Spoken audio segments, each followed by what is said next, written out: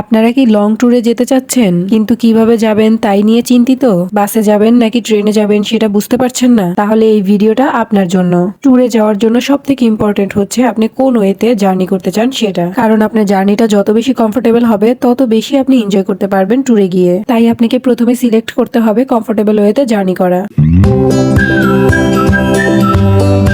Hi guys, আসসালামু আলাইকুম, it's me Roshni. Welcome to our another new blog. কেমন আছেন আপনারা সবাই? আশা করি সবাই অনেক ভালো আছেন। আল্লাহর রহমতে আমরা অনেক ভালো আছি। আমরা কক্সবাজার যাব বলে শপিং করেছিলাম, আর সেই শপিং ব্লগটা আপনাদের সাথে অলরেডি শেয়ারও করেছি, কিন্তু কি কি শপিং করেছি সেটা এখনো দেখানো হয়নি। তাই ভাবলাম এই ব্লগে আপনাদেরকে দেখাবো যে আমরা এক সপ্তাহ ধরে কি কি শপিং করলাম। আর সব থেকে বিরক্তিকর কাজ ট্যুরে যাওয়ার আগে প্যাকিং করা। সেই সাথে থাকছে আপনার জার্নিটাকে আরো কমফোর্টেবল করার জন্য ছোট্ট একটা টিপস, যাতে ট্যুরে গিয়ে আরো এনজয় করতে পারেন। তো একদম শুরু থেকে শুরু করি। এগুলো হচ্ছে আমাদের 28 তারিখ সকালের কিছু ভিডিও ক্লিপস। আমরা ঠিক করেছিলাম 29 তারিখে হচ্ছে কক্সবাজার যাব, তাই গুড্ডুকে 28 তারিখ সকালে নিয়ে আসলাম চুল কাটাতে। আমার গুড্ডু কেন জানি না কোনোভাবেই চুল কাটতে চায় না, কিন্তু দেখেন চুল কাটার পরে মাশাআল্লাহ কত কিউট লাগতেছে আমার গুড্ডুটাকে। সে একদমই চুল কাটতে চায় না, কিন্তু চুল কাটার পরে যখন তাকে অনেক সুন্দর লাগে তখন সে অনেক খুশি হয় নিজেকে আয়নায় দেখে। কি একটা ভাব নিয়ে দাঁড়িয়ে আছে, অথচ তার চুল কাটতে গেলে আমার জান একদম শেষ হয়ে যায়। যাই হোক, খুবই কষ্টের একটা কাজ,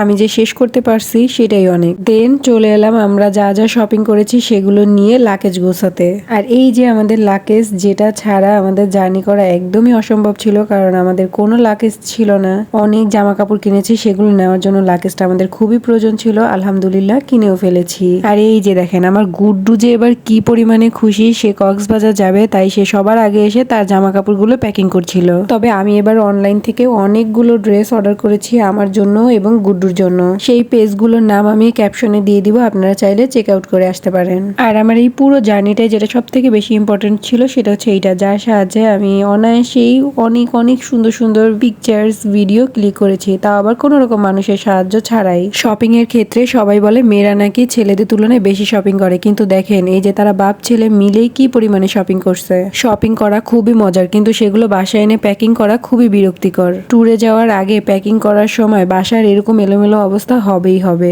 এইটা হচ্ছে আমার বেস্ট শপিং। এটা হচ্ছে আমার আইফোনের ব্যাক কভার। এই কভারটা একবার দেখা মাত্রই আমার খুবই পছন্দ হয়, আর আমি কিনেও ফেলি, কারণ আমার আইফোনের জন্য এই কভারটা খুবই প্রয়োজন ছিল।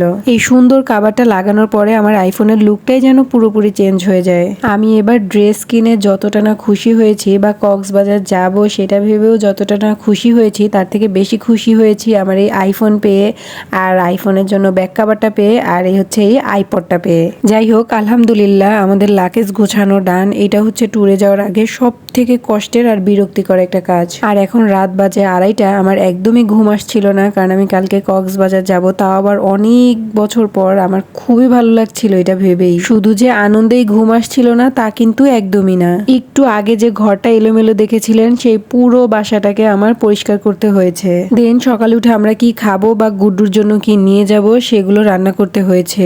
আর এই কাজগুলো করতে করতে ফজরের আজানও দিয়ে দেয়, তাই গুড্ডুর বাবাকে ঘুম থেকে উঠিয়ে আগে নামাজ পড়ে নিলাম। আর আল্লাহর কাছে দোয়া করছিলাম যে আল্লাহ আমাদের এই জার্নিটা জানি খুব সুন্দর হয় আর সহি সালামতে আমরা সম্পূর্ণ করতে পারি। দেন আমরা তাড়াতাড়ি করে রেডি হয়ে গেলাম, আর আমার গুড্ডুকেও ঘুম থেকে উঠিয়ে হচ্ছে সুন্দর করে রেডি করে ফেললাম। এখন আসি আসল কথায়। আমরা ঠিক করি যে আমরা 29 তারিখে কক্সবাজার যাব।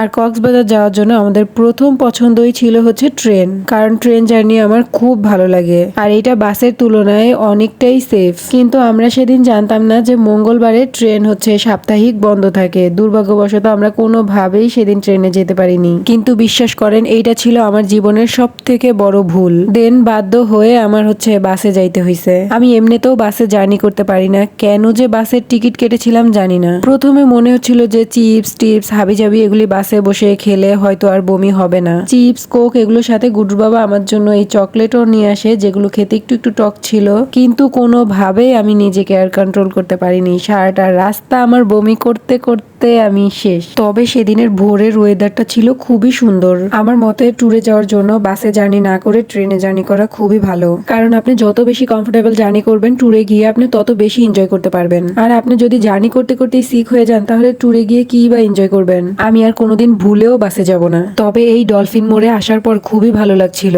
সারা দিন কষ্ট করার পরে যখন কক্সবাজার এসে এই ভিউটা দেখি, তখন আর কোনো খারাপ লাগাই যেন খারাপ লাগা ছিল না। এই ভিউটা দেখার পর আমার আর আর আমার গুড্ডুর মনে হচ্ছিল যে আমরা অটো থেকে নেমে এখনই দৌড়ে গিয়ে সমুদ্রে নেমে যাই। যাই হোক, আল্লাহর অশেষ রহমত যে আমরা অবশেষে কক্সবাজার এসে পৌঁছে গেলাম। সব শেষে আমার পার্সোনাল একটা ওপিনিয়ন আপনাদের সাথে শেয়ার করি, সেটা হচ্ছে আপনারা জার্নির ক্ষেত্রে অবশ্যই ট্রেনটাকে চুজ করবেন। যেখানে যেখানে ট্রেন আছে বা ট্রেন দিয়ে যত দূর যাওয়া যায় আপনারা চেষ্টা করবেন তত দূর ট্রেন দিয়ে যাওয়ার, তাহলে আপনারা খুবই এনজয় করতে পারবেন। যাই হোক, আমার আজকের ব্লগটা এই পর্যন্ত। এখানে এসে আমরা কোন রিসর্টে উঠলাম সেটা নিয়ে কথা হবে নেক্সট ব্লগে। আল্লাহ হাফেজ।